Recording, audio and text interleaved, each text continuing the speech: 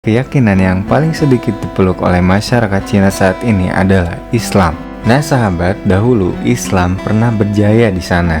Kejayaan Islam di negeri tirai bambu ini tentu tidaklah lepas dari peran dakwah kaum muslim pada saat itu. A'udzu billahi minasy syaithanir rajim. Bismillahirrahmanirrahim.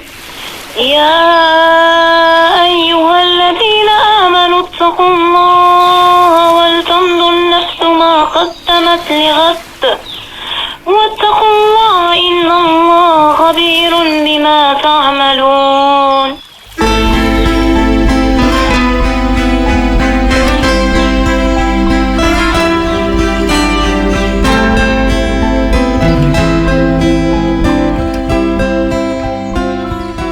Dimensi Sejarah.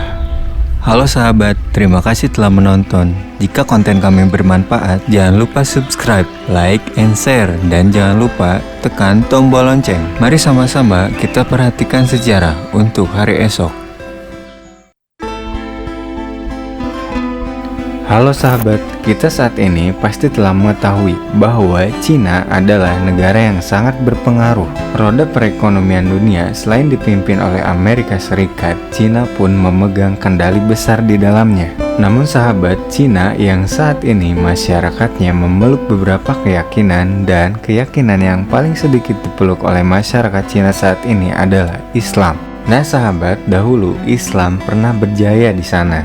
Kejayaan Islam di negeri tirai bambu ini tentu tidaklah lepas dari peran dakwah kaum muslim pada saat itu. Sahabat, tahukah Anda siapakah orang yang berdakwah ke Cina pada saat itu? Sahabat, menurut jejak literasi dan didukung beberapa fakta ilmiah serta mahakarya para sejarawan, telah tercatat bahwasanya masuknya Islam ke negeri tirai bambu itu bermulai dari ditugaskannya salah satu sahabat Nabi Muhammad SAW, yakni Sa'ad bin Abi Waqqas pada masa kekhalifahan Utsman bin Affan. Sahabat, Sa'ad bin Abi Waqqas adalah salah satu sahabat Rasulullah yang berjasa serta memiliki peran yang sangat penting. Dalam fase perjuangan penegakan Islam, Sa'ad bin Abi Waqqas hampir mengikuti seluruh perang dalam rangka menegakkan Islam. Sahabat, Sa'ad bin Abi Waqqas terceritakan adalah orang yang pertama melepaskan anak panah dalam perjuangan Islam, serta beliau juga adalah orang yang pertama terkena anak panah musuh. Selain itu, beliau juga termasuk ke dalam as-sabiqunal awalun, yaitu orang yang masuk Islam di masa awal atau yang mempercayai Islam pada masa pertama awal mula Rasulullah berdakwah. Sa'ad bin Abi Waqqas memeluk Islam ketika dirinya berusia 17 tahun. Sahabat, Sa'ad bin Abi Waqqas juga adalah salah satu sahabat yang telah dijanjikan surga. Pada masa kekhalifahan Utsman bin Affan, Sa'ad bin Abi Waqqas ditugaskan memimpin delegasi ke Cina. Merujuk pada buku Perkembangan Islam di Tiongkok karya Ibrahim Tian Yingma tahun 1979, telah menjadi tonggak pertama dakwah Islam di negeri Cina atau tirai bambu tersebut. Sahabat, perlu diketahui terdapat banyak versi tentang awal dan proses masuknya Islam ke Cina.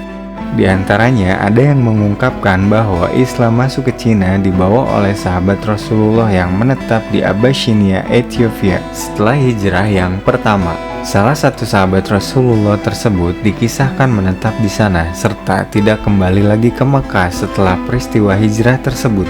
Lalu beberapa tahun setelah itu mereka mulai berlayar dari Abyssinia ke Cina dalam rangka mendakwahkan Islam.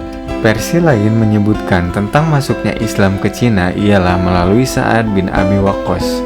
Secara rekam sejarah, proses yang terjadi hampir sama dengan versi yang pertama. Sa'ad bin Abi Waqqas berlayar dari Abyssinia ke negeri tirai bambu Cina dalam rangka mendakwahkan Islam, yakni pada tahun 616 Masehi. Setelah beberapa waktu berada di Cina, Sa'ad kembali ke Arab. Lalu sekitar 20 tahun setelahnya, Sa'ad kembali ke Cina untuk meneruskan dakwahnya.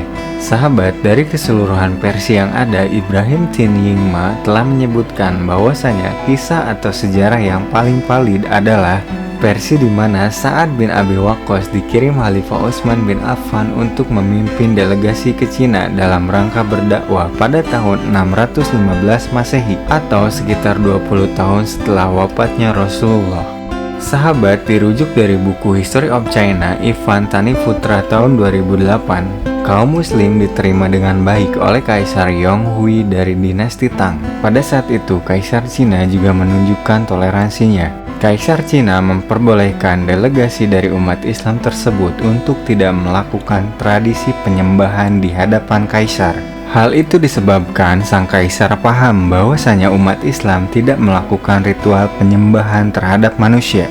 Lebih dari itu, sang kaisar Cina juga telah mengizinkan delegasi yang dipimpin oleh Sa'ad bin Abi Waqqas untuk mendirikan masjid sebagai tempat ibadah. Maka dari itu dibangunlah sebuah masjid agung pada tahun 742 Masehi. Masjid tersebut bernama Masjid Huaisheng atau dikenal dengan Masjid Sa'ad bin Abi Waqqas yang mana terletak di Provinsi Guangzhou. Masjid tersebut dibangun di atas tanah seluas 5 hektar dan menjadi salah satu masjid tertua di Cina. Menurut beberapa kisah, Sa'ad bin Abi Waqqas terus mendakwahkan Islam kepada masyarakat Cina hingga akhir hayatnya menjemput. Makam Sa'ad bin Abi Waqqas dikenal dengan Gizmazar. Beberapa versi yang lain menyebutkan bahwa Sa'ad bin Abi Waqqas wafat di Aqik, sekitar 18 mil dari Madinah, dan dimakamkan di Baqi. Wallahu a'lam bishawab.